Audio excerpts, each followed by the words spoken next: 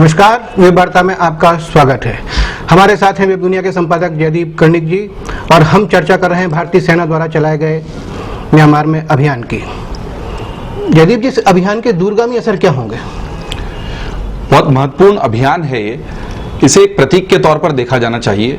इस अभियान के बाद बहुत तरह की आवाज़ें हमें सुनाई दी हैं। हमें ये भी सुनने में आया है कि हमें स्वयं की इतनी ज़्यादा जय जयकार नहीं करनी चाहिए थी। इस तरह के जो मिशन होते हैं, ऑपरेशन होते हैं, वो गुप्त ऑपरेशन होते हैं और इसकी जितनी चर्चा हुई उतनी नहीं होनी चाहिए थी। कुछ अखबारों में ये भी खबर आई है कि जितनी वाहवाही की गई, जितनी छाती ठोकी गई, उतना बड़ा ये ऑपरेशन नहीं था और इसमें जितनी सफलता की बात की गई उतनी सफलता नहीं मिली। कहा गया था कि हमने 18 से अधिक लोगों को मार दिया है, उनके पर पता लगा कि शायद 7 ही मारे गए हैं और ये सारी बातें पुष्ट नहीं हैं। लेकिन इस तरह की जो बातें आई हैं विरोधाभासी, मुझे लगता है इसका सबसे बड़ा और दूरगामी परिणाम तो ये होगा कि हिंदुस्तान को जो एक कमजोर राष्ट्र के रूप में देखा जाता था लगातार, वो छवि जो है वो बदलेगी पूरी दुनिया में और वो लगातार कई तरह के प्रयत्नों से बदली है। आप देखिए कि लगभग साल भर पहले ही जब पाकिस्तान की तरफ से जो इसका उल्लंघन हुआ था शांति का और उसके बाद उन्होंने लगातार सीमा पर गोलीबारी की थी, उसका मुंह तोड़ जवाब दिया गया था और इतने गोले बरसाए गए थे कि वो वहां कुछ उनके भीतर के इलाकों तक में जाके गिरे थे। लेकिन उनको ये संदेश मिल गया था कि बजाय केवल मंचों पर भाषण देकर मुंह तोड़ जवाब देने की बात करने के, हम अब सचमुच जमीन पर गोलीबारी से, और गोली का जवाब गोली से ही दिया जाएगा। गोली का जवाब बोली से देकर हमने देख लिया, लेकिन बोली की भाषा आपको समझ में आती नहीं है। आप ये देखिए कि पूरे जो उत्तर पूर्व का इलाका है उसमें बहुत लंबे समय से भारत के लिए एक सिरदर्द बना हुआ है।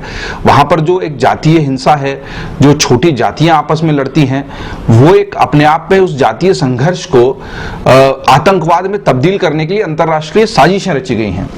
उस वर्ग संघर्ष को हिंदुस्तान के खिलाफ हथियार बनाकर इस्तेमाल किया गया है लंबे समय से और इसीलिए ये जो अभी हिंदुस्तान के सैनिकों पर घात लगाकर हमला हुआ था और उसमें सैनिकों को मार दिया गया था, उस घटना से भारत एक तरह से चित्कार उठा था और भारत को लगा था कि अगर इसको इसी वक्त नहीं रोका गया तो ये समस्या और बड़ी हो जाएगी। जैसा कि पिछली एक वार्ता में भी हम बात कर रहे थे कि अंतर्राष्ट्रीय नक्शे पर भारत के जो तेजी से कदम बढ़ रहे हैं वो बहुत सारे देशों को नहीं सुहा रहे हैं। सबसे बड़ी बात यह कि हमारा जो सबसे ताकतवर पड़ोसी है चीन, जिसने एक तरह से नव साम्राज्यवाद को जन्म दिया है, जहां पर वो हांगकांग में जो मर्जी करना चाहे करता है, तिब्बत में जो मर्जी करना चाहे करता है, दक्षिणी सागर में घुसकर अपने जिस तरीके से उसको नियंत्रण प्राप्त करना हो वैसा कर लेता है। लेकिन दूसरे देश यदि अपने किसी भी काम को मजबूत करने की कोशिश करते हैं, किले को मजबूत करने की कोशिश करते हैं, तो आंख दिखाने लगता है। तो उसको ये समझ में आ जाना चाहिए कि इस क्षेत्र का बड़ा दादा वो नहीं है, वो अपनी मनमर्जी से काम नहीं कर सकता। खास तौर पर भारत को अस्थिर करने की जो कोशिश, क्योंकि ये बातें सामने आई हैं कि नगा और उल्फा उग्रवादियों को कहीं ना कहीं चीन से लगातार मदद मिलती रही है। क्योंकि आप देखिए कि जातीय संघर्ष में आपस में भिड़ने वाले ये गुट, जिनके पास खाने के लिए रोटी तक नहीं होती है, उनके पास अचानक इतने सारे आधुनिक हथियार, सेना ने जिस तरीके से उनके कैंपों पर हमला किया है म्यांमार में, एक पूरी सुगठित सेना जिस तरीके से काम करती है उस तरीके से ये लोग काम कर रहे हैं। ये सब इस तरीके से इस पूरी सेना के कैंप की तरह इसको संचालन करने का संगठन को उनके पास पैसा कहां से आ रहा है? तो ये मुझे लगता है कि एक बहुत महत्वपूर्ण प्रतीक के रूप में काम करेगा। इसको एक बहुत सिंबॉलिक एक्टिविटी के रूप में देखा जाना चाहिए, बजाय कि उसकी इस तरह की विवेचना करने के कि कितने मरे और कितने नहीं मरे। यदि कि ऐसा भी कहा जा रहा है कि इस अभियान के माध्यम से चीन को संदेश देने की कोशिश की गई है। मुझे नहीं लगता कि चीन को केवल पूरी दुनिया को यह बताने की कोशिश की गई है कि अगर यमन में हमारे लोग फंसे हैं तो हम उनको निकाल कर लाएंगे, अगर कहीं पर आतंकवाद की वजह से हम लोगों को तकलीफ हो रही है तो हम दूसरे की सीमा में घुसकर भी मारने से परहेज नहीं करेंगे। बहुत सारे लोग ये कह रहे हैं कि देश में इस तरह की अचानक प्रतिक्रिया क्यों हुई और सारे मंत्रियों ने और सारे अखबारों ने और सोशल मीडिया पर लगातार लोगों ने इस तरह भावनाओं का सैलाब क्यों बहा दिया, इस पर हमें शांत रहना चाहिए था, हमें चुप रहना चाहिए था।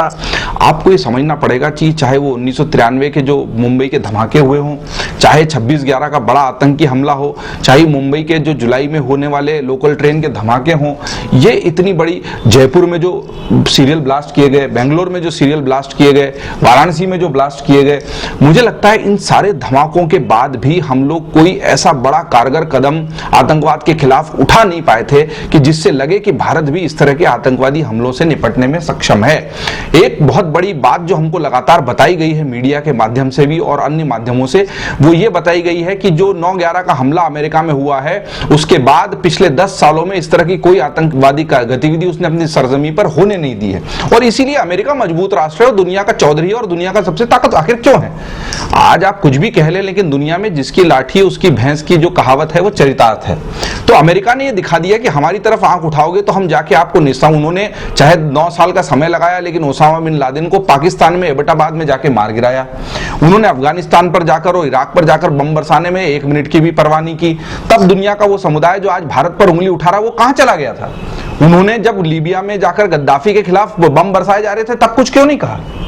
तो मुझे लगता है कि जब अमेरिका कार्रवाई करे, जब यूरोप की जो बड़ी ताकतें हैं फ्रांस, जर्मनी और ब्रिटेन एक हो जाएं और हमला करें, तब कोई बात नहीं है। यूक्रेन के मसले को लेकर रूस को सारी दुनिया की ताकतें घेरें, तब कोई मसला नहीं है। लेकिन हिंदुस्तान केवल अपनी सरजमी की, सरहद की और शांति की रक्षा के लिए कोई कदम उठाए तो आप उसको उंगली दिखाने लगते हैं। तो ये सब देखकर हिंदुस्तान की आम जनता को ये लगने लगा था कि हमारे यहाँ कोई राजनीतिक इच्छा शक्ति ऐसी नहीं रह गई है कि जिसकी वजह से हम भी एक मजबूत राष्ट्र के रूप में खड़े होंगे और हमारी जमीन पर हमले करने वाले को हम उसी की भाषा में मुंह तोड़ जवाब देंगे। तो ये बहुत समय से एक दबी हुई जो कुंठा थी, एक गुस्सा था, एक आक्रोश था, कहीं ना कहीं दबे हुए और कुचले हुए खुद को जो महसूस कर रहे थे लोग, उनको अचानक लगा कि नहीं यार, हम लोग भी पलटकर हमला कर सकते हैं, हम चुप नहीं बैठेंगे। हमारे देश के जवानों की गर्दन काट के ले जाई जा रही है सरहद पर और हम चुप बैठे। तो मुझे ये मैं मानता हूं कि हमें इसको उत्सव के रूप में नहीं मनाना चाहिए, कोई उत्सव नहीं है, हमें बुरा लग रहा है। कहीं ना कहीं जो लोग थे वो हमारी धरती से जुड़े हुए थे, हमारे समुदाय से जुड़े हुए थे, उनको बरगलाया गया, उनको बहकाया गया और गलत राह पर उनके कदम चले गए। लेकिन अब चले ही गए हैं और हमारे सैनिकों को मारने पर उतारू हैं, वो भी सुनियोजित सुसंगठित तरीके से घात लगाकर हमले करके। फिर मुझे नहीं लगता कि हमें चूड़ी पहनकर बैठे रहना चाहिए, हमें उसका जवाब देना चाहिए। आज की दुनिया कुछ ऐसी हो गई है कि अगर अपने आप ताकत का प्रदर्शन नहीं करेंगे, अपनी ताकत से सामने वाले को अवगत नहीं कराएंगे, तो वो आपको कमजोर मानकर लगातार आप पर हमले करता रहेगा। इससे सेना का मनोबल भी बढ़ेगा। निश्चित तौर पर सेना को तो हमेशा ये लगता रहा कि हमारे हाथ बंधे हुए हैं, हमें आदेश नहीं मिलते कि हम जा सकें। हम अगर किसी भी तरीके से अपनी तरफ से प्रतिकार करने की कोशिश करते हैं तो ऊपर से हमें डांट कर चुप करा दिया जाता है। अब जब हमारे हाथ खोल दिए गए हैं, हमें कहा गया है कि अगर आप पर कोई हमला करे तो चुप मत बैठो और गोली का जवाब आप बम के गोले से दो, तो फिर ऐसे में निश्चित तौर पर उनका हौसला बुलंद होता है। क्या हमको लगता है कि पूर्वोत्तर में अब उग्रवादी गतिविधियां कम होंगी? नहीं, देखिए, इससे कम होने के जो भी मान रहे हैं कि इससे कम हो जाएगी, तो उनको तो बल्कि तैयार रहना चाहिए और बड़े हमलों के लिए, प्रतिघात के लिए, क्योंकि ये जो लोग हैं ये किसी बड़ी विदेशी ताकत की शह पर काम कर रहे हैं। जो भी विदेशी ताकत इसके पीछे है वो निश्चित तौर पर बेचैन होगी, लेकिन वो इससे बड़े हमले के लिए इन लोगों को तैयार करेगी। बल्कि वो अब ये कोशिश करेगी कि इतने बड़े तैयारी के बाद उन्होंने जो एक भय का वातावरण कायम किया था वो कहीं खत्म न हो जाए, हिंदुस्तान की ताकत और शक्ति सिद्ध न हो जाए। और इसलिए मुझे लगता है कि भारतीय सेना के लिए और भारतीय जनता के लिए, खासतौर में पूर्वोत्तर में रहने वाली जनता के लिए अब ज्यादा चुनौती भरा समय है, क्योंकि मुझे लगता है कि इस हमले का जवाब देने की कोशिशें अब शुरू हो चुकी हैं। अब खाली वक्त का इंतजार है और हमें उन कोशिशों के लिए तैयार रहकर उनसे घबराए बिना, क्योंकि अब हमने अपने कदम आगे बढ़ा लिए हैं, तो पीछे खींचने की बजाय हमें ऐसी रणनीति बनानी होगी कि इसके प्रत्युत्तर में जो हमले होंगे उनका जवाब देने के लिए भी हम सक्षम हों। आतंकवाद इस एक हमले से कभी खत्म नहीं होगा, ये एक लंबी और सतत जारी रहने वाली लड़ाई है। हम चाहते हैं कि ये लड़ाई खत्म हो और हमें विजय मिले, लेकिन ये तब संभव होगा जब इस तरह की आतंकवादी गतिविधियां रुकें। धन्यवाद जयदीप जी। हम चर्चा कर रहे थे भारतीय सेना के म्यांमार अभियान की। अगली बार फिर किसी नए विषय पर चर्चा करेंगे। नमस्कार।